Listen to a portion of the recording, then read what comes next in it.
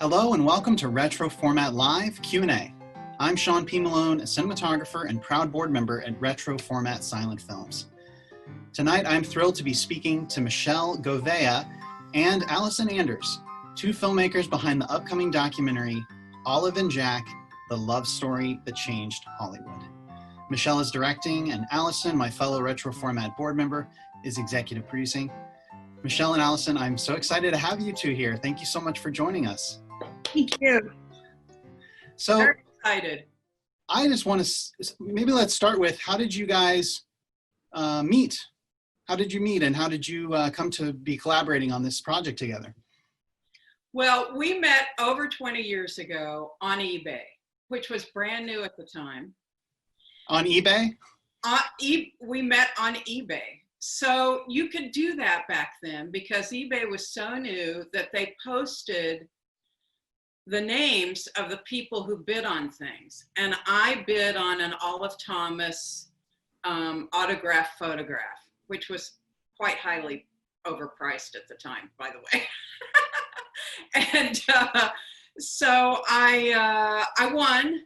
And then Michele contacted me and she asked me why I was interested in Olive Thomas. And we had this similar kind of thing where, we have both fallen in love with a photograph of her when we were young girls. And so from there, we became pals. And that was my very first eBay purchase and my very first Olive Thomas photograph. And now I have my collection. I actually remember the day I got an email from Allison because I was literally shutting down my computer. I was going to Budapest, so I was headed to the airport, and this email popped up and said, "Hi, I'm Allison Anders. I'm a filmmaker." And I, of course, immediately knew who she was. And in her email, she started to basically tell me all the films she had made, and I'm just sitting there thinking, I've seen this, I've seen this, I've seen this. And that, I wrote her back quickly and said, I'm leaving, but I will contact you when I get back. And we've been talking ever since. Yeah. That's lovely. Yeah. And Michele, I had read that you encountered her picture in a Mary Pickford book and just kind of started to get obsessed with her. Is that right? Yeah, when I was a little girl, I really loved silent movies. But, in the days before VCRs and cable, there weren't really a lot of opportunities to watch silent movies. So I really learned about silent movies first from books and those beautiful black and white still images. Mm-hmm. And I got a copy of Mary Pickford's autobiography. And in there is this very haunting photo of Olive. And she writes about Olive in the book. And that image just kind of stuck with me for many years. And then when I was an adult and there was the internet and you could start, looking people up and doing research, I started to dive into her story and find out more about her. Obviously, your friendship is, 20 years old. So how did that culminate into this film, Olive and Jack? Well, over the years, I've written stuff about Olive, posted photos. I was working on getting her mausoleum restored up at Woodlawn Cemetery in the Bronx. And last year, I was going to film something at the cemetery, and my co-producer, Dan Kerrigan, I started to tell him the story of Olive and Jack, and he didn't know the story. And he was so intrigued by it. He said, why aren't we making a documentary about this? And the answer was, yeah, why aren't we making a documentary about this? And so we started to plan, and the first thing I thought of was Allison. And we were just so thrilled when Allison agreed to come on as executive producer, because I can't imagine anyone else helping us tell this story. I wasn't familiar with their story either. And I was familiar with, obviously, the Roscoe Arbuckle scandal. But yeah, tell us a little bit about the scandal or the circumstances of her unfortunate death, because she did die tragically in Paris, not long after she made this movie we watched, actually, The Flapper.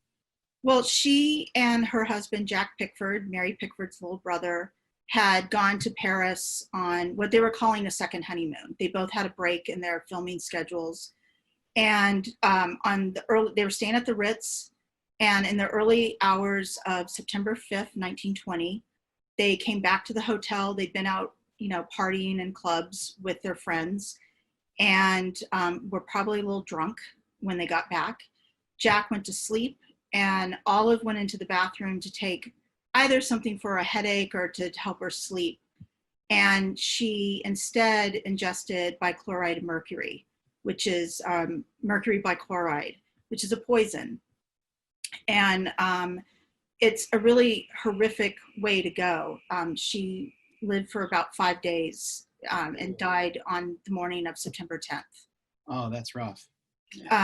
What happened after that was there was about a 2-week period when the police were doing an investigation. There was an autopsy.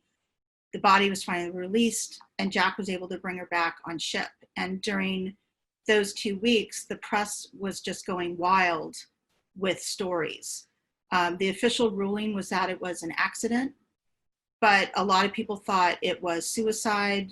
Some people thought it was murder. And so all of these stories were swirling around in the press. And by the time you get to her funeral, it's a complete mob scene outside the church. And it's really the first scandal in Hollywood. There had been things that had happened before, but the studios had been able to kind of sweep them under the rug. But this was something that you couldn't really hide. And so the press started, you know, not just with the accusations, but they started telling actually some true things that were going on behind the scenes in the film community. And the only exception is in terms of the awfully bad press that happened after her death was one article that I found and shared with Michele and our friend Sarah Baker, because we're all such fans. And I had also shared it with Karina Longworth for her episode on You Must Remember This, which is that there was a woman journalist, and I didn't even know what I was getting when I bought this magazine. It just said Olive Thomas, you know, 1920. And so the article was by a journalist who actually saw them and interviewed them the day of Olive's fatal mistake.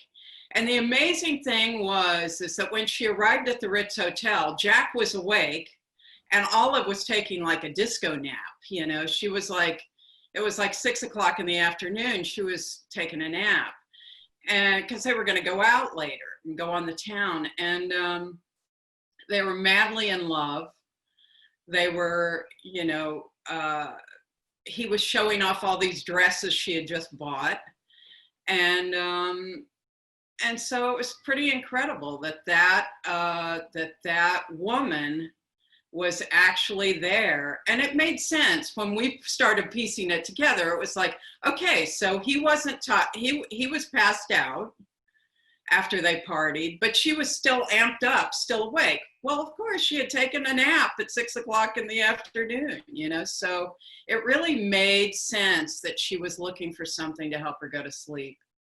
And there was also, as Michele and I have gone through, you know, this was bichloride of mercury. It was a very difficult public health mandate at the time in the United States. This was in Paris, of course, when she died, but in the United States, to get people to not put their cleaning supplies in the medicine cabinet. Bathrooms were very new at the time, and bichloride of mercury was in a lot of cleaning products. Oh. And they also sometimes were in tablets that resembled, like, you know, Alka-Seltzer. So people were constantly mistaking this poison for other things. Well, we've been talking about this particular episode, but there's so much about this story that's moving and interesting and intriguing, and changed the face of Hollywood and movies as we know it.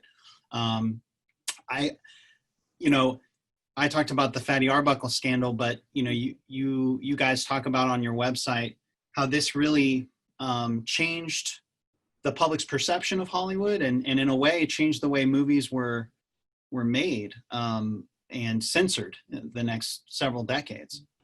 If Olive had died and that was the only scandal, that would have been one thing. But there was, and you've mentioned some of them already, there was a series of scandals that followed her, beginning with Arbuckle, and then there was the murder of William Desmond Taylor, there was the death of Wallace Reed.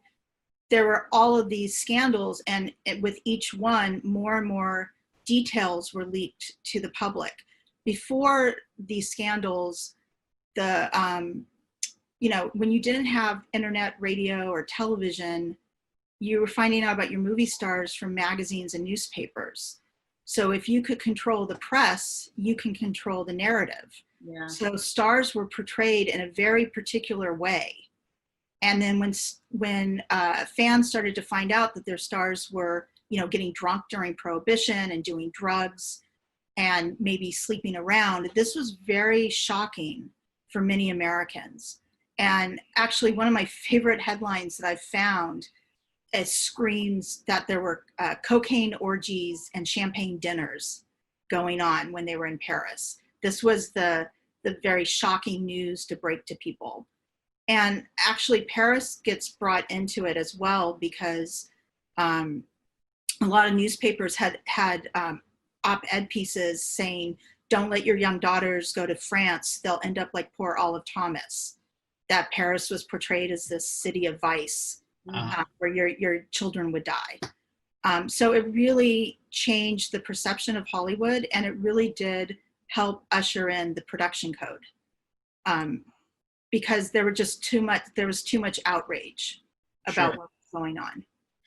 Well, we've talked a lot about the circumstances surrounding that situation, but let's talk about Olive Thomas's talent. And the movie we just watched, in The Flapper, just some moments that stand out to me. What my favorite moment was the ukulele, when she's in her room by herself and she knows no one can see her. That was so charming, and it was just cute. It was so, and she had great comedic sensibilities too in that scene. Yes, cute, and she also, at the end, she's shredding. She's like rocking across. She's like Chuck Berry, like a Marty McFly, very under the sea dance, kind of rocking. Yeah. Olive played a variety of roles. She did dramatic and comedic, but I really think she shines in comedies. I really think that was her strength. And The Flapper is a perfect showcase for her, because there are so many just tiny little moments of just her reactions to the people or to the camera that are so funny. One of my favorite scenes is the very bizarre scene with the moose head, where the moose is blinking its eyes, and how her reaction to it is just priceless and so funny. The thing that set her apart, and I was thinking about it watching The Flapper again, she was very natural, and Jack was too. They were very natural performers. They were charming. They were both the babies of their family, later, Olive was not the baby anymore, but she was raised as the baby, and Jack, of course, the youngest son. And they just had a naturalism to them that was very different from other stars at the time. They didn't have theater. Well, Jack had theater background, but Olive had the Follies, but that was not theatrical acting. She wasn't doing that. So because of that, I think there was just like an immediacy to her performance. And I think that's why Michele too, saying that, her comedic was really her strongest. And I agree, because she really, not only did she like to have fun so much in life, but she also was so good in the moment of improvising. And she had really improvised her life. I mean, she was only 6 years into the entertainment world when she died, really. I mean, from, modeling to Follies to this movie, so. That was something that stood out to me, too, reading about her, was that she was like a girl from a small town. Where was she from again, Allison?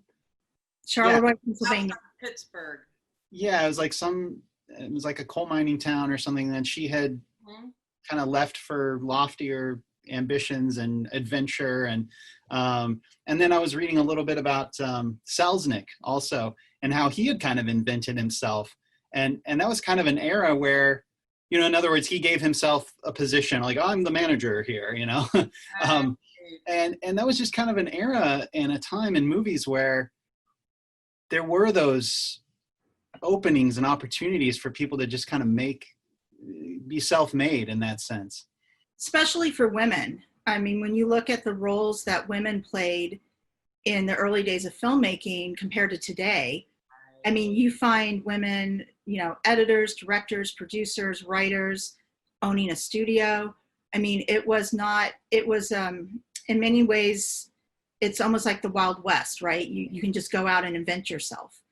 And it's also, they were, when you go and look at the silent films, they're really creating movie making. They're figuring it out, which I've always thought is so fascinating, because with most art forms like painting or dance, those are thousands of years old. Whereas with filmmaking, you can go back right when it started, which wasn't that long ago. Yeah. And you can see its evolution. Sure. And most of these people were very young, and they were just kind of winging it and figuring out what worked, what didn't work. And so if you were ambitious and you had talent, you could make it in the movies. You know, it was that type of industry that was just becoming an industry. And so for people like women, or maybe some ethnic groups that weren't really welcome in other industries, filmmaking you could go into. Sure, and we just did a couple of shows, the African-American pioneers and the women pioneers. And that was the thing. We had a guest on, Shelley Stamp, who's a professor. And she really opened my eyes, both through the DVD set and that interview, of kind of how prolific women were at that time. Oh, yeah. Allison, we heard from Michele about how she fell in love with Olive. How did you find Olive, and where did your obsession with that start? Well, almost identical. I was 17. I was in the library out in the valley, Sepulveda Library, and I was a hippie girl, and I opened this book on the Ziegfeld Follies, which I still have the book. I never returned it. What are those library fees up to, like $600? Olive would appreciate that, right, Michele? Yeah. Don't return the book that you love. So there was a picture of her in it, and actually it's the picture that's on the Retroformat Facebook page. That photo of her in the hat with the little veil, and I just was so smitten with her. I was like, oh my God, who's that? I want to look like that. I want to be her. I want to, you know. And then I read this very lurid account of her, you know, almost as lurid as Kenneth Anger's account. You know, it was just like this outrageous account of her and Jack Pickford, and that he was a heroin addict and all this stuff. And just like, it was just totally untrue. But it was like, it just, you know, I think that in some ways, some of these mythologies about them persist because young people really like that story. You know, they really like the story, the dramatic story of the poisoning and the excessive partying and the drug addiction, and really there was nothing to that. I mean, Jack, no question about it, alcoholic. You know, I mean, there was no doubt. It's a self-diagnosed disease, I know, but you know, the whole family suffered in that. The Pickford family suffered from that, and you know, so I don't know. It was interesting. I found the love story very compelling too, and I think that for Michele and I both, the way, you know, the beauty of how we connect on this story is that we both really appreciate Jack. And I think that there was a lot of stuff written about him in later years that drive us both so insanely crazy. And and he was Mary Pickford's favorite actor. She thought he was a much better actor than herself. And in some ways, I mean, it's hard to say this is true, but he really was wonderful. He was just so sublimely fun, and he could do drama too so beautifully. And I just think they were just a wonderful, they were madly in love. They were to the end. You know, if we trust this journalist that was the last person to be there, they were in love to the end. And it really, he never got over losing her. He really didn't. It's larger than life. I mean, it has tinges of Romeo and Juliet, and it gives you an appreciation for how incredible the fame of those folks was back then. In the early days of movies. Massive. Massive stars. Where's the film currently at, and where can people maybe learn more about the film you're making? So we're currently in production. Some things have slowed down because of the pandemic. A lot of archives are still closed, and as soon as we can hit the road, we will be visiting some archives and conducting more interviews. We have a website, oliveandjackmovie.com, that you can go to and read about read about them. There's a trailer and find out about us. And we have a newsletter too that you can sign up for and get updates as they come in. Before we go, maybe we talked about the flapper a little bit, but why don't we, I know we talked about the moose scene, the ukulele scene. Why don't I ask you ladies one more thing you appreciate about the flapper or Olive Thomas's performance in that? I'll start with Michele. There's two things. One is I love that it allows her to be very physical, which she was very good at. Not all actresses look good being thrown into a snowbank off of a sled, but Olive does it. She looks good, but she's also funny at the same time. So her being physical is great. And I just love that she has the distinction of playing the first flapper in a movie. Even though she may not physically look like what we came to know as a flapper, right, she definitely embodied the flapper spirit and character that was the modern woman of the 1920s. So I think it's really great that she got to do that first. How about you, Allison? Well, I just am so in love with her. I think she's so adorable in the movie. And I think that, you know, some of the things that I love is how she can sometimes feel, she can pull off being offended. She can pull off being scared. Her running into her daddy's arms and leaping into his arms was amazing to me, and exuberant. And I think that's how I think of her, as an exuberant person. But I also think of her as someone that, you know, was sensitive. And I think that sometimes, you know, there's moments when she thinks that the girls are like looking down on her, and she's kind of, you know, she's got this little sense of, you know, hurt feelings, you know, that I just love. It's just perfect. And it's hard to pull that off. And I love her also playing the guys against each other, you know, and she's totally not doing that. She thinks she's doing that, and everybody's seeing through her, which is, again, just this beautiful thing that she pulled off. I also love just that there's a very young Norma Shearer in the film. Oh, yeah. Playing one of the schoolgirls with her sister. And Norma said later in life that Olive had been very kind to both of them. Which I think says a lot about her as a person. Yeah. That she went out of her way to be kind to these extras in her film. I also just love the clock, with her setting the clock up so that she goes to bed thinking, actually, it was midnight when I went to bed. That was a really telling scene about her character, because like there's no one, she's only fooling herself, right? Or so good. Yeah. And what about those intertitles? Are they those are the best? What? So good. The illustrations, you mean? Yeah, the intertitles, yeah, and the writing of them and the design of them were just fabulous. Well, obviously a much larger story to tell here, which we'll look forward to seeing in Olive and Jack, the love story that changed Hollywood. I'm excited to see the movie because, again, this silent movie thing is just endless discovery. There's so much history and romance and adventure to be found in these stories. So I can't wait to see your movie. Before we sign off, I want to remind our audience, if you enjoyed tonight's performance and Q&A, please consider making a suggested donation of $7 to Retroformat by visiting retroformat.org/donate. Your support really does mean the world to us. Michele and Allison, thanks again for joining us. Thank you, Sean. Thank you, Sean. Bye.